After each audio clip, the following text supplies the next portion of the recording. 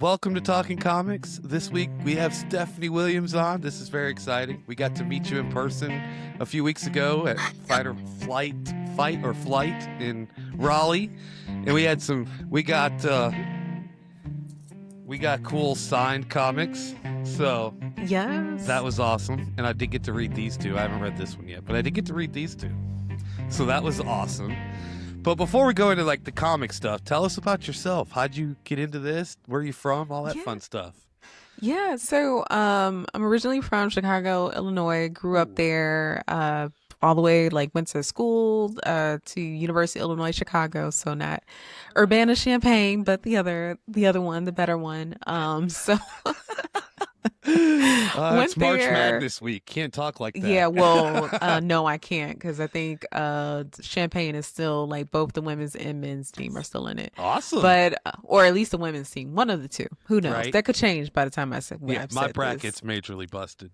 So Yeah, High Point destroyed mine. it destroyed probably a lot of people's Yes. brackets. Did not see that coming, but moved down to Charlotte, North Carolina after graduating from college. Worked as a research scientist for a little while at one of the major hospitals around here. And I thought I was going to go to school, go back to school for my MD, PhD, but thankfully I did not, and decided to take a leap of faith and start writing creatively. So still working as a research scientist while I was doing this, but I would write articles in between experiments, and I was always talking about comics. And then finally I asked myself, well, why are we not making comics? So I think I picked up House of X, Powers of X, the director's cut. Jonathan Hickman's scripts were in there. And yeah, I just kind of looked at those and looked what was actually on the page and how it got translated and try to, figure out how to, one, script a comic and then, develop something for myself. And also checking out Scott McCloud's Understanding Comics is something that I can always stress to everyone. And Jim Zub also has, please. And Jim Zub has really great resources available on his website for free.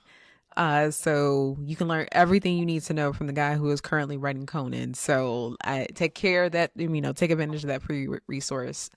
So this is all between 2016 to 2019. Finally left my job to start writing full-time as a freelance journalist, and eventually started making my own comics. So one-pagers, Parenthood Activate, and But What If Though, those are both web comics. You can still find them online, and I did a Kickstarter for Living Heroes, which was kind of like Living Single meets Marvel. And that was all in 2020. So COVID hit, and thankfully the Kickstarter was funded before everything went crazy. Yeah.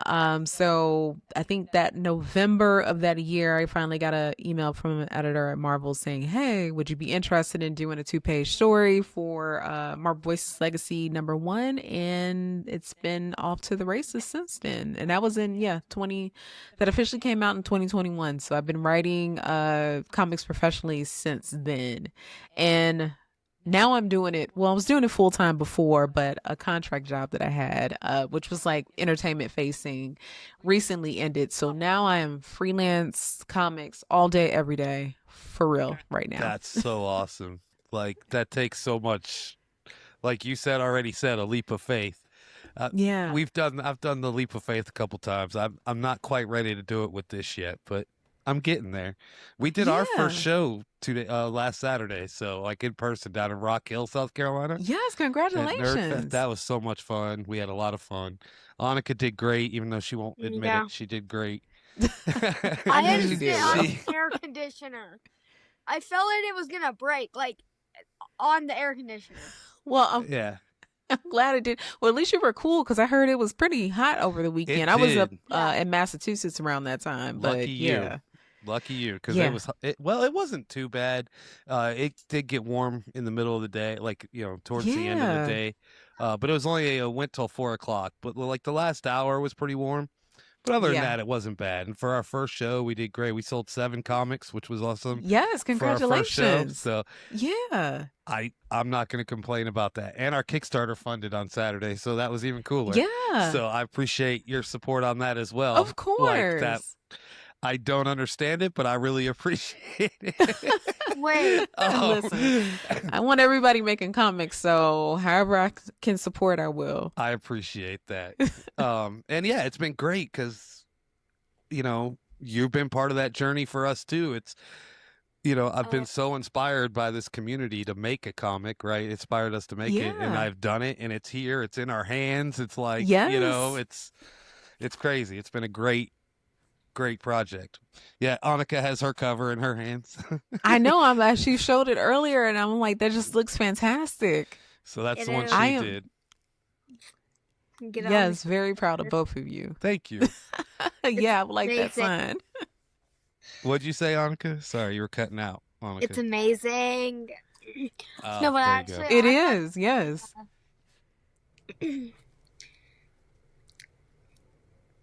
Oh, she's not talking anymore. Okay. I thought she was talking. No, I thought you were about to ask something. Do you want to ask a question? Sorry. No. Okay, you're good. No, when you said we did our live episode, I thought the time that we went to, what's it called? Oh, when we went to Michigan. Traverse City? Yeah, because I sit on the air conditioner there. Right. I was telling her we did the first show, like first convention, our first booth this past weekend. So I got 3rd place in the cosplay contest. She did. Yes. That was pretty awesome. Thank you. What Annakhan's referring to is 2 weeks ago we went through, almost 3 now. We actually drove to Michigan because I have a friend that owns a print shop. Yeah. And we were literally there for 2 days, all day. We got to do every step of the process, from picking out the paper to hitting print on the machine to running the covers through the scoring machine to cutting the, trimming it to size. And then the final step, I got to feed every one of them through the binder where it stitched them, folded them, and then trimmed the edge. So, like, when we say we made a comic, we really made a comic. I am very jealous that you got to experience that. We made it.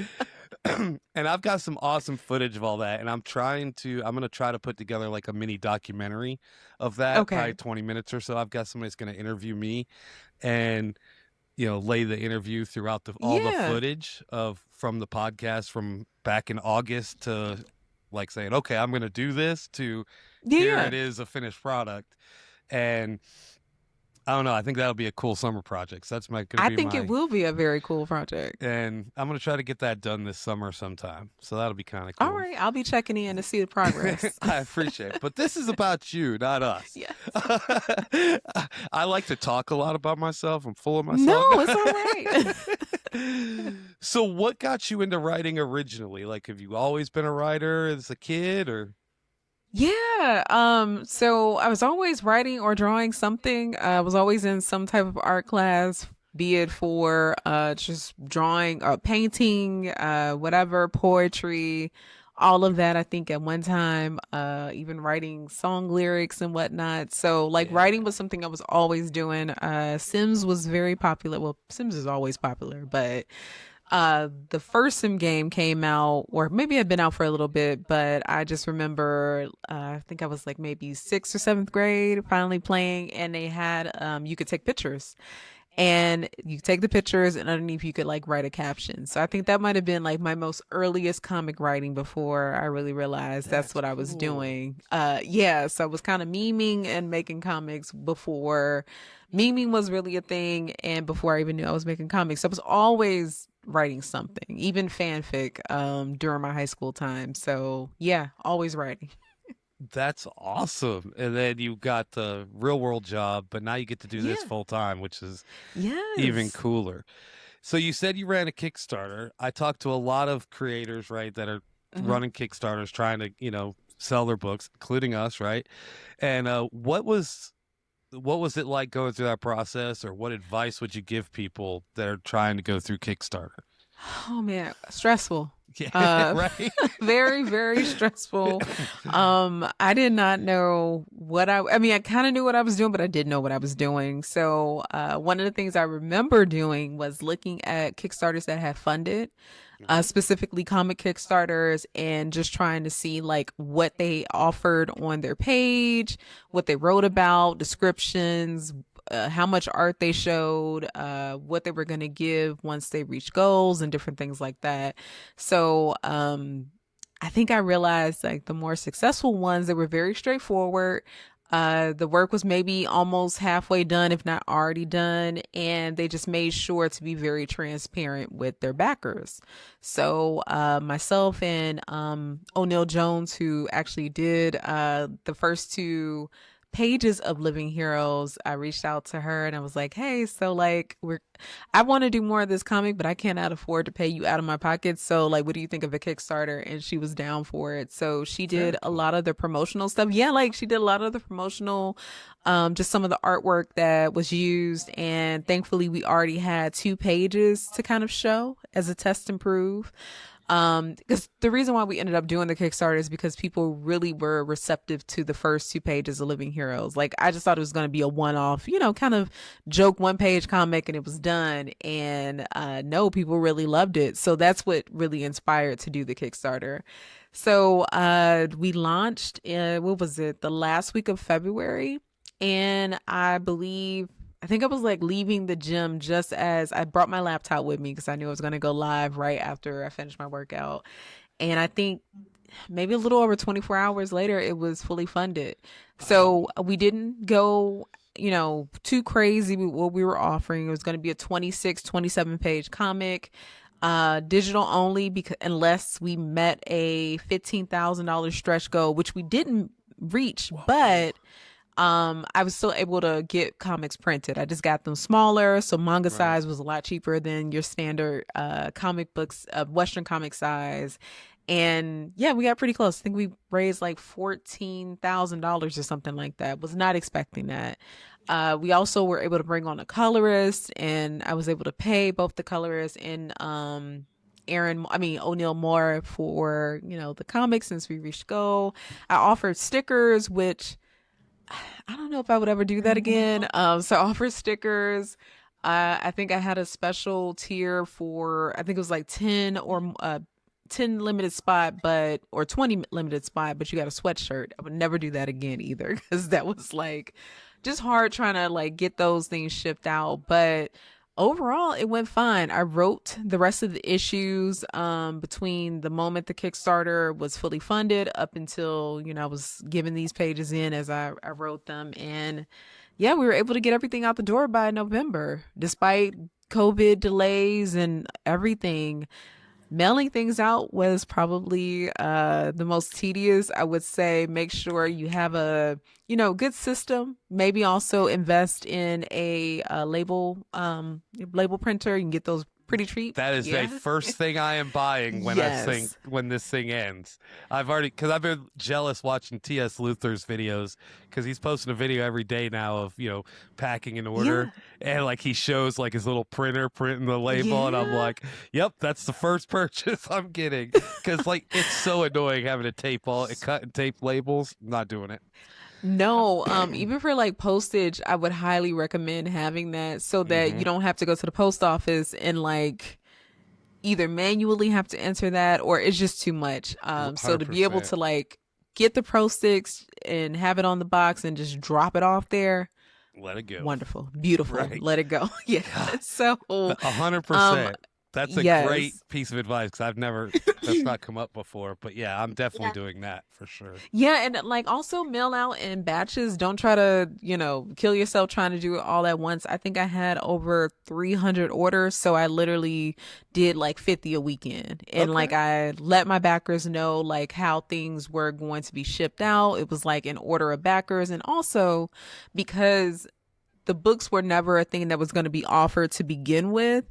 It was just, making sure that just for postage, like I figured that out and everything. So it was a lot of budgeting and whatnot, but thankfully it all worked out. And I was always like updating my backers and letting them know like, hey, this is where we are in art. This is what's happening. I think at one point I went up to the post office and they had a bunch of mail that I dropped off that they had not delivered because the postage or something like that was wrong. So it was a whole ordeal.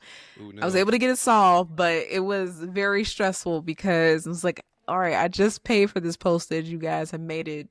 I can't use it anymore. Now I got to repay. And it was a whole thing. But I was open and honest with my backers. They were very fully supportive. Of course, I had the PDF and stuff to give them. And actually, some folks even donated money to like my Cash App and my Venmo to make up for the money that was lost. So just be as honest as you can with your backers. Communication is key. Stuff happens. So that would be the biggest thing. That's one thing I haven't done yet. It's like an update. The main thing I wanted, which was I wanted to have it in my hands, right? Like, before I ever launched the Kickstarter, like we went to Michigan 2 weeks ago, we printed it. I got boxes on the floor all around me, full of this book. You're already ahead of the game. So I'm done, right? Other than the only thing that's listed on there is a sweatshirt, right? Which nowadays, which is okay. It's easy nowadays with Printify and different things like that. You just click a button and order them. Print on demand's amazing these days. But that's the coolest thing to me is it's a done project before I even launch. So whether it funded or not, I have the comic. And now that it funded, I still have them here. I just, like I said, I can buy my postage printer and be done with it. And just be done. No, like you did it the wise way. I just think it's like I get why sometimes people do Kickstarters before the project is even done, but that is just such a huge stressor. Because again, anything can happen. And then of course, people have donated to the Kickstarter. So of course they're going to be looking for, the product and everything. So either as close to done as possible, or in your case, done, printed, and just waiting. Just waiting for a shipping address, basically. Right. And the money to hit my bank account. Yes, there's right. that too. But that'll be nice because I've got, a lot more than that invested in this. Yeah. So. But that's okay. We did it. That's what I'm loving about this whole process is because now I can relate to those stories with the guests. Like we're talking about Kickstarter, like I'm going through that right now. Yeah. Writing the comic, printing the comic. Like I have so much I can relate to the guests with, and it's been a really fun process. What was your inspiration for like Roots of Madness? Is that something you came up with or? Yeah, so Roots of Madness came from just the random conversation I was having with a friend of mine. Yes. And we were talking about Madam C.J. Walker, as you do randomly on Tuesday. I forgot why we were talking about her, but I remember bringing up like my huge misconception from when I was in the third grade when I first learned about her. And I was like, no, I always thought like she was like a chemist and all these other things. But I did find out she was the first Black woman to be a millionaire. And I was like, that's just as cool. So we got to talking about my misconception. And I thought, well, maybe it would be kind of cool to do like a alternate history of Madam C.J. Walker as, this chemist in this like surrealist type of world.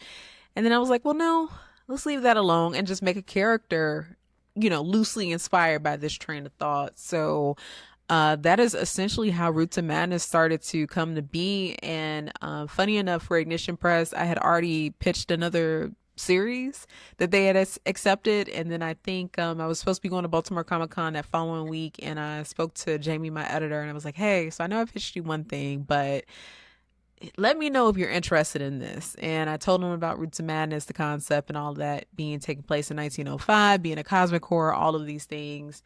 And he loved it. And he was like, when you go to Baltimore Comic-Con, Philip is going to be there and you guys are going to meet anyway. Tell Philip about it and let's see what he says. And I think we were in a green room at Baltimore Comic-Con. I think I said like 2 sentences about just the plot synopsis. And Philip was like, that's the one. And it was literally just, I think that was the quickest pitch I've ever had in my life, especially for like a creator-owned project to just, no, I'm lying. The next, that's the second fastest.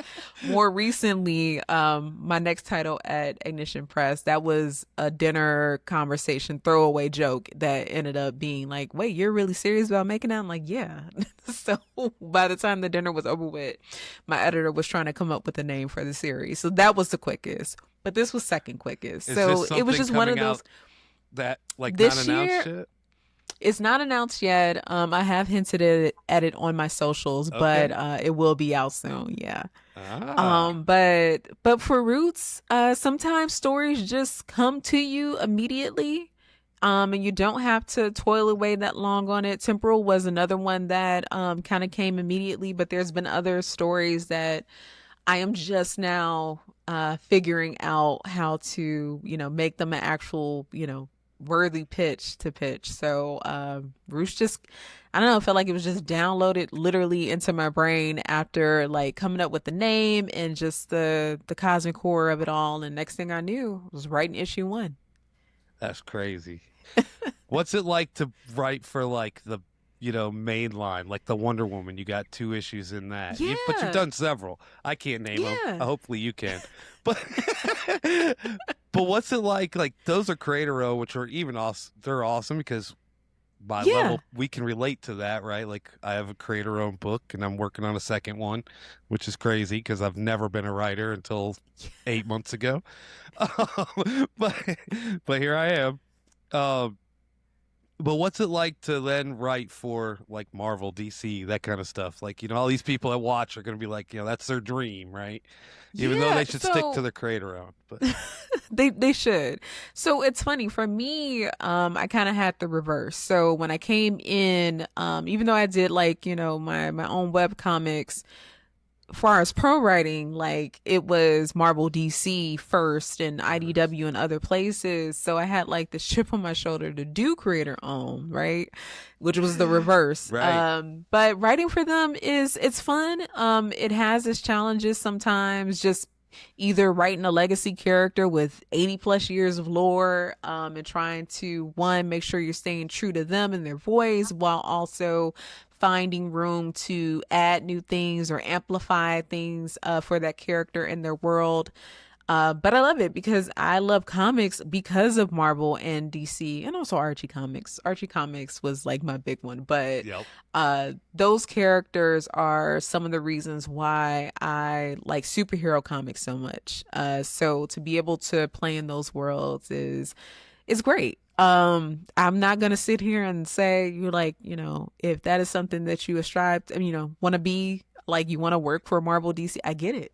And I would say go forth and dream big. And I hope that happens. But please know that, there are other things beyond Marvel and DC that can be just as fulfilling, because comics are not just superhero comics. It's a wealth of things.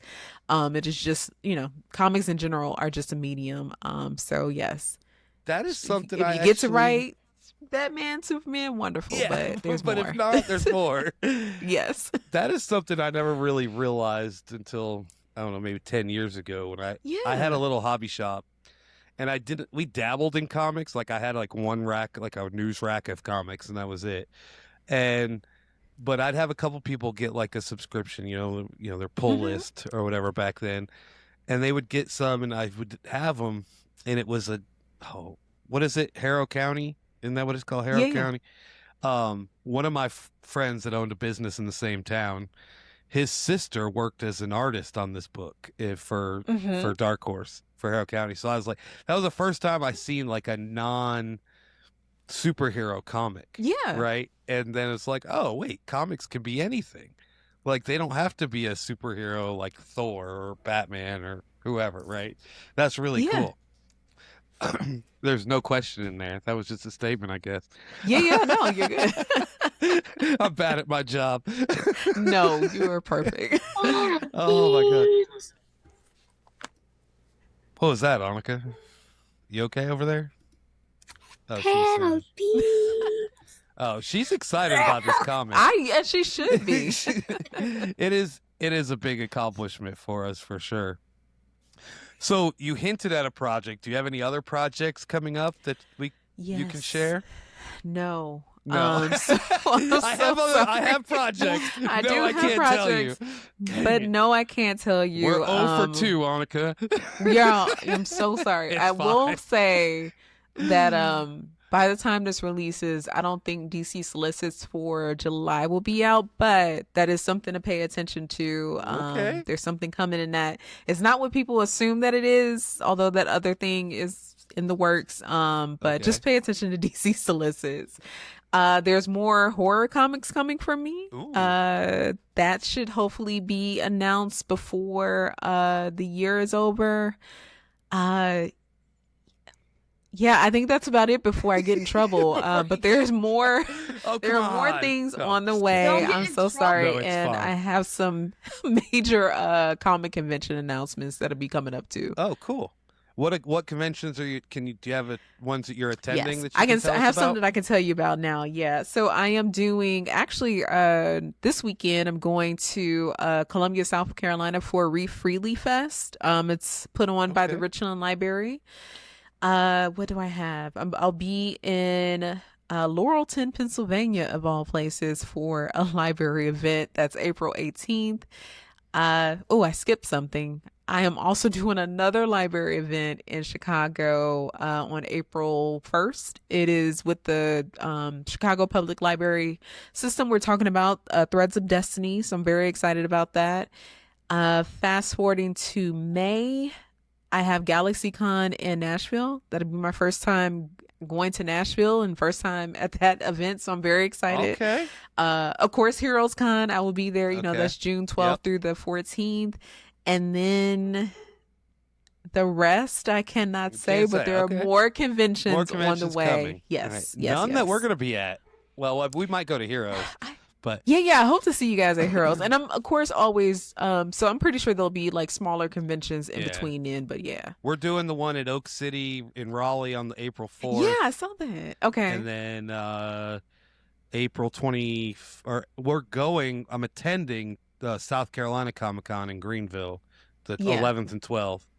And then hopefully I'm going to have all the stuff with me because I'm excited now that all my stuff fits in the trunk and suitcases. Yes. When I used to do conventions when I had the game store, it was more of a game store. So we did like tabletop board games and miniatures, and I had accessories for all that. I used to travel like a 4x6 trailer.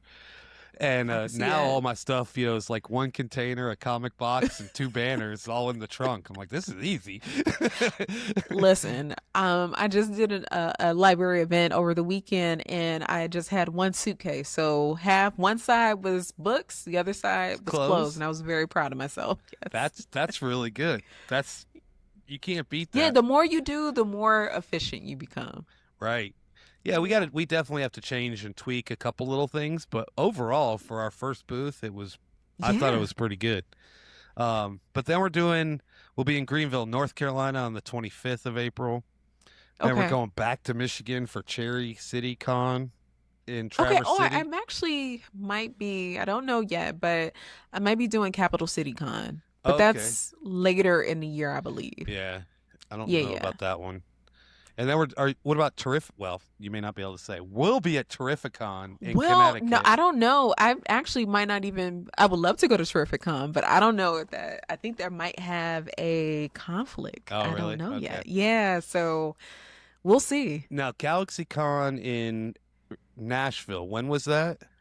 That is the weekend of Labor Day. Oh yeah, that's when I'll be in Michigan. Or Memorial Day. I'm sorry. Memorial Day, that's the 29th to 31st or whatever those dates are. Because usually I do MomoCon, but not this year. Yeah, we will not be able to do that because I'll be in Michigan that weekend. But I am looking for one in Tennessee to go to because there's a Jared Rowe who wrote Do Not Disturb through Invader Comics.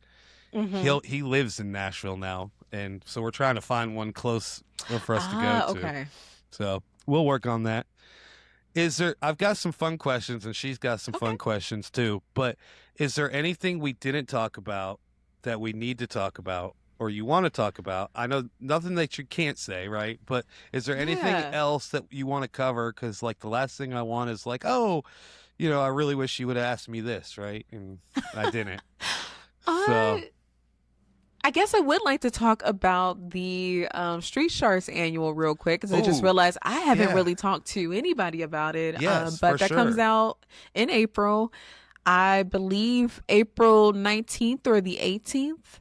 Whatever that Wednesday in the middle of, no, the 18th is on the weekend. So sometime in April, in the middle of April, whatever that Wednesday is, it'll be sometime in the middle of April. But I'm just very excited. That's my first time writing a comic book annual, which is pretty fun. I remember reading annuals and thinking, oh, this is when, you know, the creative team is obviously doing something a little wacky, something a little fun, especially at, you know, like a Amazing Spider-Man annual, X-Men, you know, those things. Because they can be one-shot adventures that really don't have to tie in, so you can just have fun with them, right? Yeah, and I had a good time writing. We saved the character Moby Lick for the annual, and yes, his name is Moby Lick. He is a killer whale. So do with that what you will, but we saved him. It does. We saved Clamando and Malcolm Medusa. Those are two baddies that have not been in the series for a while. So please check that out. There's also a fun backup story featuring Benz. So Benz gets to take on the Symbiotes in that. So I'm happy I finally get to read a Street Shark story that I didn't write. So I'm looking forward to it just because of that. But yeah, like Street Sharks annual, out sometime in April. Please check that out. But I had a lot of fun writing that one. That's awesome. So that actually reminded me of a question that I like to ask is, you know, again, I got to experience this and it was amazing as the writer. When you send that writing off to an artist and then you get pages back, like that's such an amazing feeling. It is. Describe what that's like for you. Every time. Every time it's pretty amazing. Even more so like so sometimes it's not always the case, especially at the bigger companies, just because things are so rapid. But whenever I do get a chance to see the thumbnails that come back from the artists, so that is like their page layouts, very rough sketches of how they plan on you know, doing things. That's actually your place as the writer to say, hey, this isn't working, or for the editor to say also this isn't working, so that the artist can change whatever that layout is or correct a scene if it's wrong or whatever. I love that because I don't know, it's just really fun to kind of see the ideas really start to take shape and form. And then of course you'll get pencils. So that's when the sketches are a little less rough, but they're still rough. They haven't been inked yet. I love that. But every time I get pages back and you just see, you know, the script turned into actual art, it's it never gets old. It literally never gets old. There's been times where I've been wowed by just like the artist's creative direction that they took with the script. Some artists, and I never have a problem with this, but they'll be like, hey, like, I hope this is okay. I combine panels 1 and 2 or panels 4 and 5, or I thought this would be a better angle. And I'm like, yes, you would know better than I do. You do what you do. Yeah, you do what you do. Do not worry about the dialogue. I will either trim the dialogue or get rid of the dialogue. Like I'm not that. It does not need to be there. So that's always good. But like I don't know, like I just really love it too when you can tell an artist is just as excited about the thing as you are. Like just, you know, just everybody's excited to work, but just that little extra oomph you can always tell. And it's just, I don't know, like it's fun. Like it's making comics. It's a really fun time. I mean, hell, even getting notes back from an editor where it's either, you know, revisions for something, or the editor just saying, wow, like I really love this, what you did here, or I see what you're trying to do here, but have you thought about it this way? There's just something really fun about the problem solving aspect that comes with making comics too. The collaboration is just amazing. I've had a great experience with my artists that I hired. And my problem was you said, you know, when you get the pencils in, that's sort of like the rough sketch, you know, that's when to make changes. My problem was I would be awestruck for like 3 days before I realized there's like a little issue, and it was simple stuff, right? And I was like, oh, we should really do this here. And I'm thinking, he's like, oh yeah, that's right. So let's, you know, very simple. We only had it happen like 2 or 3 times, and he was awesome. He sent me, so this picture right here This is the original pencil sketch of the cover that he did, the cover A, and he just mailed it to me one day, and I was like, almost in tears. It was that feeling never stops. Right? That's awesome. All right, Annakhan, do you want to do your this or that before I ask the fun questions, or do you want me to go first? Sure, I'll go first. All right, she has a little like a writer's this or that, or creator's this or that we've done with a couple creators. That's really fun. That's the one she likes to do. So, all right, go ahead, Annakhan. I'm ready. But I will warn you, I'm going to add a surprise question at the end, okay? Uh-oh. Okay. I'm scared now.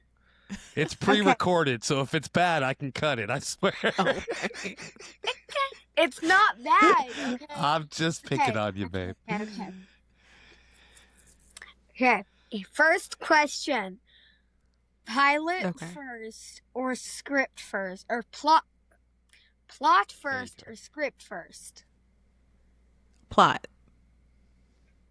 Wait, give me a second. Wait, I need to circle these. Wait. I don't have a pen. You're fine. I'll do it. Okay. I'll write it down. Well, for you. Okay. Well, I would have originally picked pilot. So. You mean plot? Plot. Wait, which one did you pick? She picked plot. Okay. So you're at 5,000 points right now. Okay. So these points are, it's like, you like Whose Line Is It Anyway? You ever heard of that show? It's like that. Everything's made up. The points don't matter. Like, but she makes up these arbitrary points where I never win, but the guest makes like 1 billion points. So, just kind of roll with it, and I apologize in advance. Anyways, next. Digital drafts or old school notebook? Digital drafts. All right. Okay. Fortunately, you lost 1 point. So you're at 4,999. Okay. Are you writing this down, Dad? I'm writing it down, yes. I'm keeping up with it. Okay. World building or character development? Character development. Correct. Okay, so you get 5,001 points. So you were at 10,000. All right. 10,000. Okay. Go ahead. Marvel method or full script method? Full script method. Ooh, okay. That's interesting. Okay, that's what I picked too. So I'm just gonna add 1,000 points, 5,000 points. Thank to There that. we go. All right, I got you. Okay. Wait. Okay, working solo or collaborating with a team? Collaborating with the team. Correct. Add 10,000 to that. I don't get it. I do. Story arc planning or one-shot focus? Story arc planning. Correct. Add 20,000 to that. Jeez, 45K. We're moving up. Okay. Wait, which one was that? Notes. Okay. The notes. Notes in red pen or like notes in regular pen or digital comments? Digital comments. Correct. Add 1,000 to that. 46. All right. I gotta slow down my point giving right now. Gotcha. Brainstorming session or silent focus time? Brainstorming. Incorrect. You lost 2 points. You lost 2 points. Minus lost 2 2 points. points. Okay. Okay. 2 more. Reversing dialogue or tightening pace. Tightening pacing something. Yeah. So it's revising dialogue or tightening pacing. That's a hard. Probably tightening pacing. Good job. Correct. So you just got 30,002 points. Oh, right. 76,000 points. Okay, that's where we're at. So go into that tightening pacing real quick. How do you do that?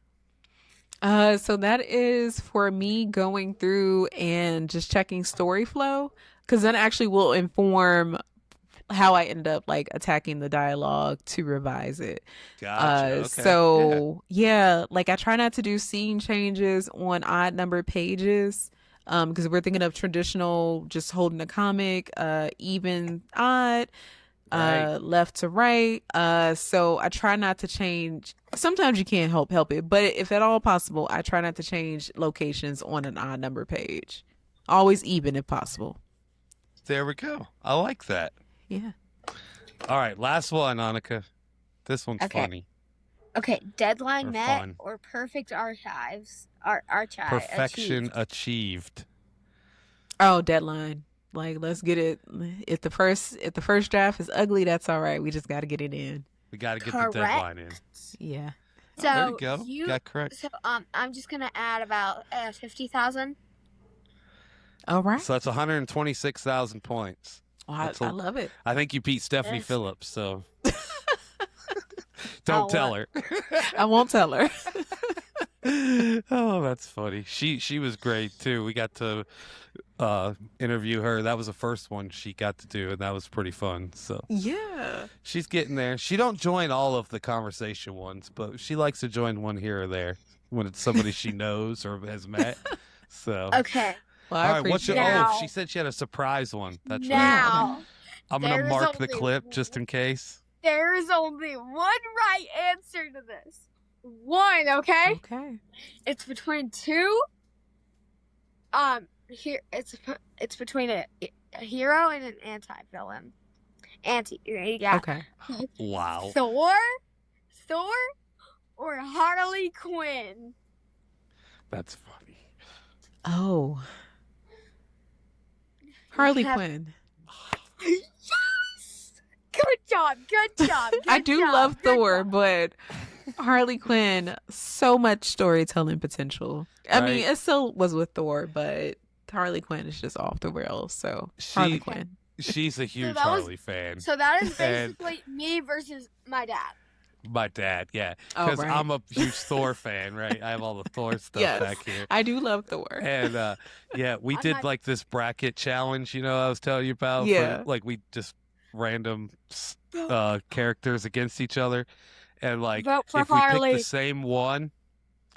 pick the same one, they moved on. If we picked different, we like randomized it with like a wheel of like odd even. Yeah, just for something, for the NCAA bracket stuff, right? And she did not pick Thor of all things, and I did. So it got in the randomizer, and he lost, so he's out. But Harley's still in. But I will not be picking Harley this week. I can guarantee you. Vote for Harley in the comments. It'll be up to the randomizer. Vote for Harley. Yes, Annakhan. I've got a couple of fun questions that I ask every guest. Yeah. So who was your first favorite superhero or comic character? Monica Rambeau, specifically her first appearance, which is Amazing Spider-Man Annual number 16. All right. That's a new one. Number 16, the Annual 16. Mm-hmm. Awesome. She is cool. I've learned a lot more about her in the recent years, right? With it being in the movies and all that stuff. That's been she's a pretty cool character. She becomes, Yeah, she goes Phoenix from Captain Marvel to Spectrum to Photon. So many different names. so many different things. Yes. It's crazy. Do you remember the first comic book you ever read? Yes, I do. So the very first comic I read was Avengers 361. In that, I think it's like right in the middle of the story arc that Black Knight, Cersei, and Crystal are kind of like in this love triangle. Vision has been reset, so he is in his all white, and he's just wondering what's it like to be human. What's it like to have feelings as Crystal and the Black Knight are embracing each other and he's looking out the window. Like, I just remember that specifically because that was the first time I was just like, oh, comics are like soap operas, like my grandmother and my mom love to watch. So when they're wearing tights, so this is fun. And capes. Yes, That's so like, this is phenomenal. If you could live in any comic book universe, which one would you choose? Oh man, Archie, because it doesn't seem too stressful. I do not want to pick anything at Marvel, DC, or Invincible, or The Boys, or any of those worlds, because what a terrible time. The only thing I got to worry about is whether or not I can get a milkshake before Jughead gets there. So exactly, I'll take that. That's a great answer. That's right up there with, I've had somebody say Peanuts, like, Charlie I Brown, would take that too. Yeah, or Garfield. So well, Garfield would be. Groceries would be too much, so that'd be they're already too much. Right. All right, if you could have a superpower, what would you choose? Teleportation. Yeah. But without the brimstone smell. So I don't want Nightcrawler's version of that. So I'll take somebody else's. That makes sense. I do love the teleporter idea, though. That's pretty awesome. All right, it's two more. Which comic book character, any character, would you want as your personal sidekick? Oh, that is a good one. Storm, just so that the weather can. It doesn't have to be perfect anywhere else, just in my vicinity. And I know that's a very terrible way to make use of her powers, but perfect hair day for the rest of my life, I'll take it. So Storm. Yeah. I like that. I could make it cooler outside. Also, I feel like you can get into a lot of places for free with Storm with you. So for sure. Not even just weather related, just in free everything related.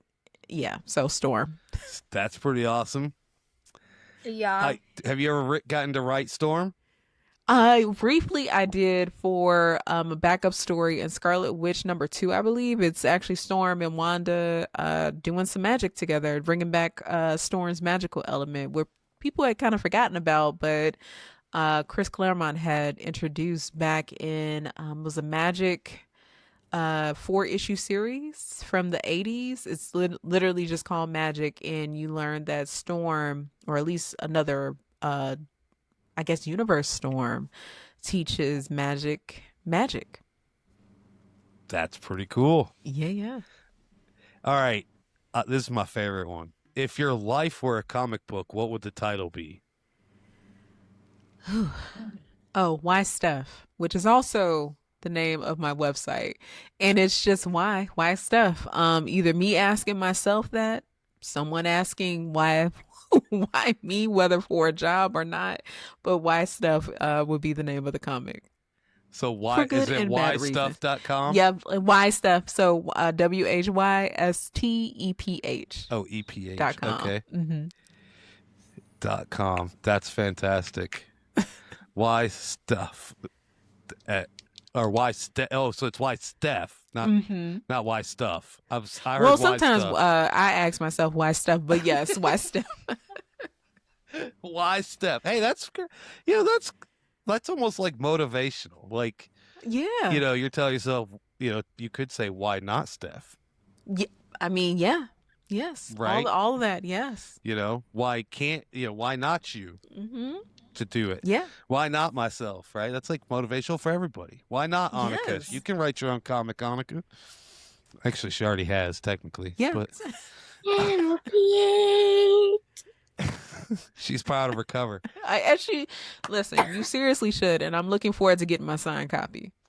Ooh, I will send you one. Well, I don't have your address, but I'll get you one. I'll get it. Yeah. I will get you one. We'll come across some, or you'll be at another signing locally. Absolutely. That we can come to. No, this has been fantastic. I really appreciate you joining. Yeah, thank you. Annakhan, do you have any final question?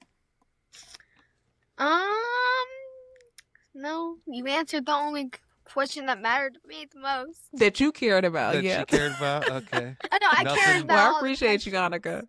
I know, but I appreciate you. Well, awesome. Well, thank you so much for joining. We'd love to have you back one day if you got something, big you want to, you release and want to do some more podcast stuff about a release or whatever, let me know. And we'll be glad to have you on. We actually have a way where we record on Thursdays and our show, and we actually started inviting people that have already been on the show back in to jump in and just hang out for a few minutes and announce what they've got going on. It's a little quicker, not less formal. Just 10-15 minutes, hang out with us.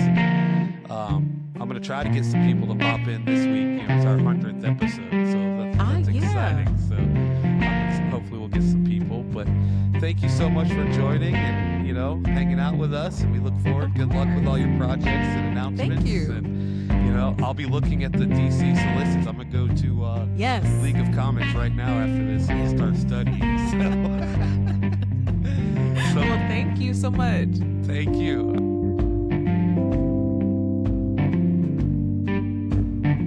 We don't just talk about comics. We made one.